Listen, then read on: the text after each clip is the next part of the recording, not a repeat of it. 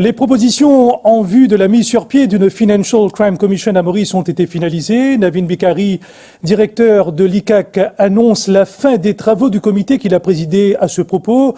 Maurice ambitionne de créer une commission en vue de rendre plus efficace sa lutte contre les délits financiers.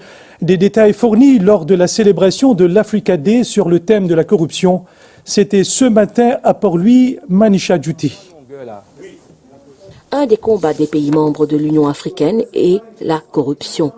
Maurice est un exemple sur le continent africain car un système de lutte contre la corruption a déjà été bien établi. Le projet FCC, Financial Crime Commission, il pour revoir un peu dans le passé et pour prévoir l'avenir, pour amener seulement que pour adresser les choses qui concernent l'avenir. Un mécanisme qui a été mis sur pied par les autorités pour mener à bien la lutte contre la corruption et la commission sur les délits financiers. Pourquoi, si nous regardons bien, de par l'expérience que nous gagnons depuis l'année dernière et l'année d'avant, durant 15 derniers mois, nous avons beaucoup de pays en Afrique qui font une visite l'ICAC, qui font une visite Maurice, où c'est apprendre de l'expérience que Maurice a dans le domaine de la lutte contre la corruption et le blanchiment.